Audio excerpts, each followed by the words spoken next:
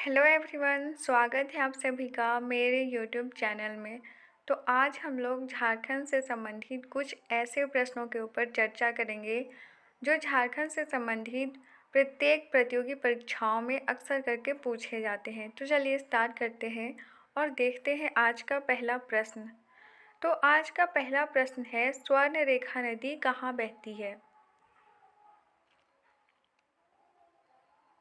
प्रश्न है, स्वर्ण रेखा नदी कहाँ बहती है?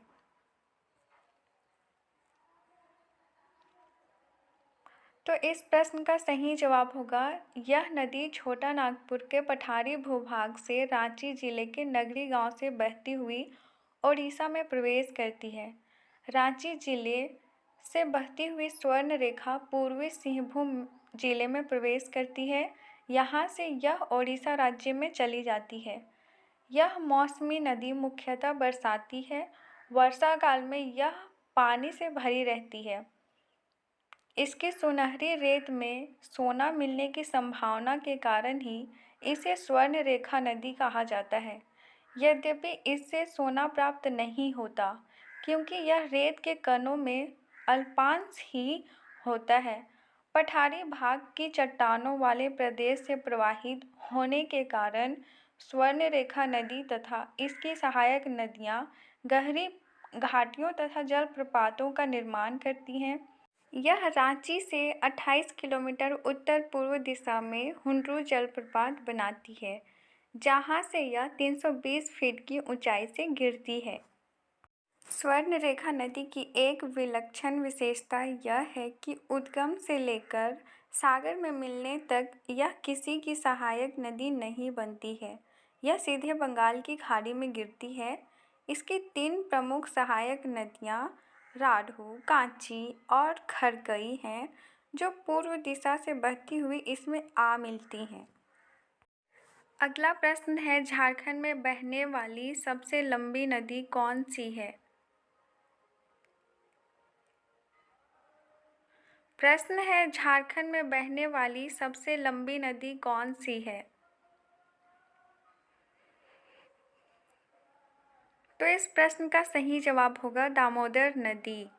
झारखंड में प्रवाहित होने वाली सबसे लंबी नदी दामोदर छोटा नागपुर के पठार में पलामू क्षेत्र से निकलकर वन क्षेत्र से होती हुई हजारीबाग और मानभूम के रास्ते आगे बढ़ती है। इस नदी का उद्गम स्थल पलामू जिले में है। दामोदर नदी देवनद नाम से प्राचीन साहित्य में उपलब्ध है। यह पलामू जिले से निकलकर हजारीबाग, गिरिडीह, धनबाद होते हुए बंगाल में प्रवेश करती है, जहां रानीगंज, आसनसोल औद्योगिक क्षेत्र से होती हुई दुर्गापुर से वर्धमान और बांकुड़ा जिले की सीमा में प्रवेश कर जाती है। हजारीबाग से वर्धमान जिले तक इस नदी की धारा काफ़ी तेज हो जाती है। दामोदर बांकुड़ा के निकट से होती हुई यह हुगली नदी के साथ मिलकर बंगाल की खाड़ी में मिल जाती है। इस नदी की लंबाई 290 किलोमीटर है। दामोदर की सहायक नदियों में कोनार, बोकारो और बराकर प्रमुख हैं। ये नदियाँ गिरिडीह, हजारीबाग और बोकारो जिले में हैं। दामोदर नदी धनबाद के जिस स्थल में प्रवेश करती है, वहीं पर इसमें जमुनिया नदी आ मिलती है। जमुनिया नदी तट की पश्चिमी सीमा गिरिडीह जिले के साथ सीमा निर्माण करती है। इससे पूर्व में दामोदर से कतरी नदी मिलती है, जो पारसनाथ के पादप प्रदेश से निकलती है तथा चिरकुंडा के पास दामोदर में बराकर नदी में मिलती है। इसी बराकर नदी पर मैथन बांध बना हुआ है। अगला प्रश्न है, उत्तरी कोयल नदी किस दिशा की ओर प्रवाहित होती है? प्रश्न है, उत्तरी कोयल नदी किस दिशा की ओर प्रवाहित होती है?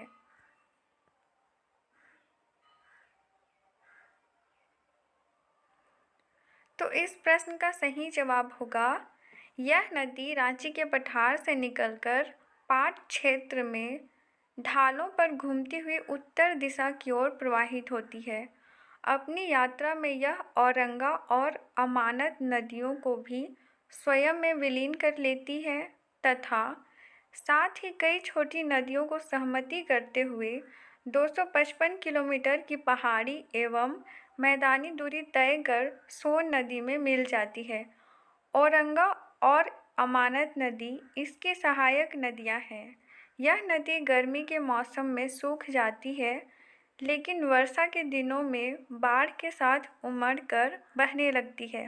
तो चलिए बढ़ते हैं अगले प्रश्न की तरफ। अगला प्रश्न है, किस नदी को हिरण्यवाह नदी के नाम से भी जाना जाता है?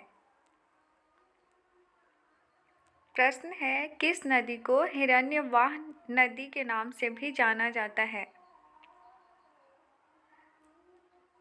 तो इस प्रश्न का सही जवाब होगा सोन नदी को हिरण्यवाह नदी कहते हैं।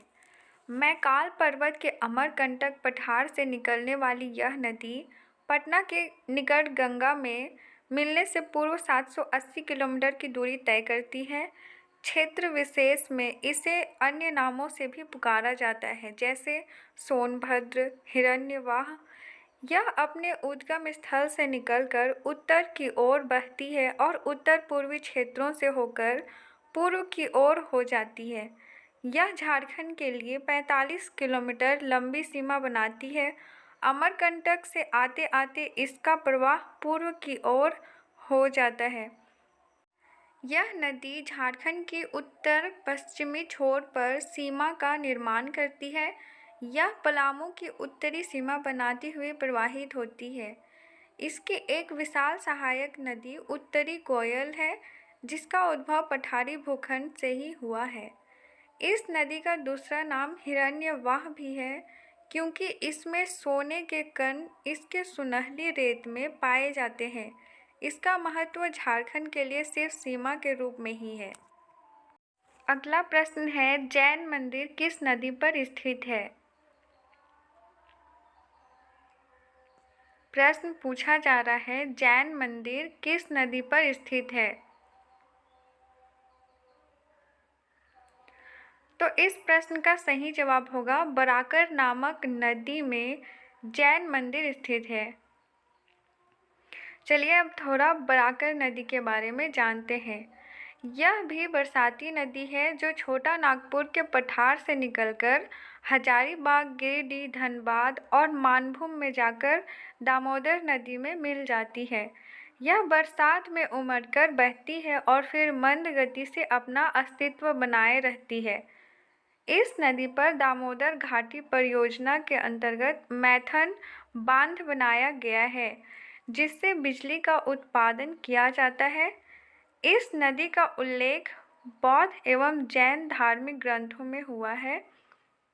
गिरिडीह के नज़दीक इस नदी के तट पर बराकर नामक स्थान है, जहां जैन मंदिर है। मैथन के पास बराकर नदी के तट पर कल्याणेश्वरी नामक देवी का मंदिर है। अगला प्रश्न है, शंख नदी की शुरुआत कहाँ से होती है? प्रश्न है, शंख नदी की शुरुआत कहाँ से होती है? तो इस प्रश्न का सही जवाब होगा शंख नदी गुमला जिले के रायडीह के दक्षिण से प्रारंभ होती है।